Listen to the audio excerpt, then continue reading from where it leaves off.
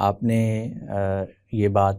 ہم نے ڈسکس کر لی ہے کہ اصل مصادر کی طرف رجوع ہے. تو مصادر قرآن، سنت متواترہ اور اخبار احاد یا احادیث، ان کا آپس میں جو آپ نے اس کا کچھ اجمالی تعارف دیا ہے کہ اس کو آپس میں ان کا کیا تعلق ہے، کہ ان کو اصل قرار دے کر اخبار احاد یا احادیث کو ایک توضیحی یا ضمنی چیز کے طور پر بیان کیا ہے. تو آپس میں یہ تینوں کیسے کنیکٹ ہو رہی ہیں؟ جی بالکل، یہ بھی اس کے منہج کو، اس کتاب کے منہج کو سمجھنے میں یہ بنیادی سوال ہے کہ یہ تو ہو گئے مصادر، اور ان کے اندر جتنا دین بیان ہوا ہے اسی کو سمجھنے اور اس کو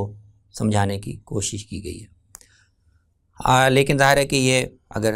قرآن میں دین بیان ہوا ہے اور سنت میں بیان ہوا ہے اور احادیث میں اس کی توضیح و تفصیل ہوئی ہے، تو ان تینوں مصادر کے باہمی تعلق کو سمجھنے کا بھی کوئی ایک منہج یا ایک فریم ورک ہونا چاہیے. اور میرے خیال میں یہ ایک بنیادی بات ہے جہاں پر اختلاف جنم لیتا ہے، جہاں پر یہ اصولی نوعیت کا اصولی آپ کہہ نوعیت سکتے کا ہیں کہ اختلاف پیدا ہو سکتا ہے یا بعض پہلوؤں سے ہوا بھی ہے. تو یہ اس کتاب میں اس کے منہج کا ایک یعنی بنیادی پہلو ہے کہ اس میں ان تینوں مصادر کی دین میں حیثیت کیا ہے، دونوں ایک دوسرے سے ممتاز کیسے ہیں، قرآن کس پہلو سے ماخذ ہے، سنت کس پہلو سے ماخذ ہے،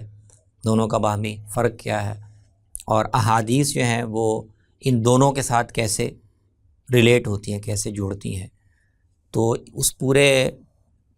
یعنی اصولی منہج کو مد نظر رکھتے ہوئے ہی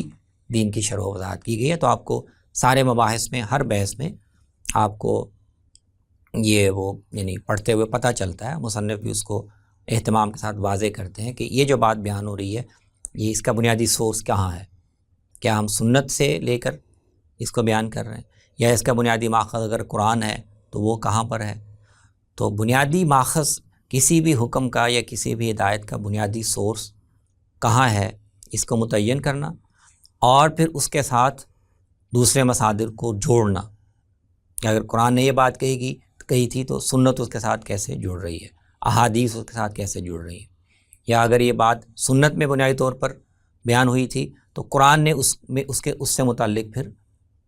کیا اضافات کیے ہیں یا اس میں کیا تشریحات بیان کی ہے. تو یہ بھی اس کے منہج کا ایک اہم حصہ ہے، کسی حکم کے بنیادی ماخذ کو متعین کرنا اور باقی مصادر میں اس کے ساتھ اس سے متعلق جو کچھ بھی بیان ہوا ہے اس کو پھر اس کے ساتھ اس طرح سے جوڑنا کہ مصادر کا اور اصل اور فرع کا فرق یہ چیزیں واضح رہیں. یہ بھی اس کتاب کے منہج کا ایک جب اہم حصہ ہم دیکھتے ہیں میزان کا جو خلاصہ الاسلام ہے اس میں ہم دیکھتے ہیں یہ تقریباً 180 صفحات ہے کتاب کی، اس میں کوئی حدیث نہیں شامل کی گئی. تو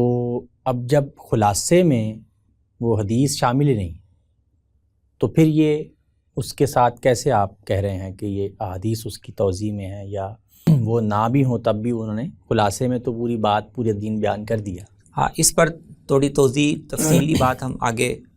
جب اصول و مبادی پر یا دین کی جیسے جو ڈیفینیشن دی گئی ہے کتاب کی تمہید میں وہاں پر بات کریں گے تو اس کو واضح کیا جا سکتا کہ بنیادی دین وہ مصنف کے نقطہ نظر کے مطابق وہی ہے جو قطعیت اور تواتر کے ساتھ اور اجماع کے ساتھ ثابت ہے. تو اگر اس کو الگ کر کے بیان کیا جائے کہ رسول اللہ صلی اللہ علیہ وسلم جو دین امت کو دے کے گئے اور جو جس تک تمام دنیا میں مسلمانوں کو رسائی حاصل ہے اس کے ثبوت میں کوئی بحث نہیں ہے، تو وہ متواتر دین ہوگا، وہ قطعی دین ہوگا. تو اس لیے میرے خیال میں الاسلام میں انہوں نے پھر اسی حصے کو بیان کیا ہے. باقی پھر اس کی تشریح اور تفصیل اور توضیح کے لیے جو آدمی تفصیلی مطالعہ کرنا چاہے کہ رسول اللہ صلی اللہ علیہ وسلم نے اس دین کو، اس کے مختلف پہلوؤں کو، اطلاقات کو کیسے بیان کیا ہے، تو وہ پھر میزان میں یا حدیث کی کتابوں میں وہ دیکھ سکتا ہے.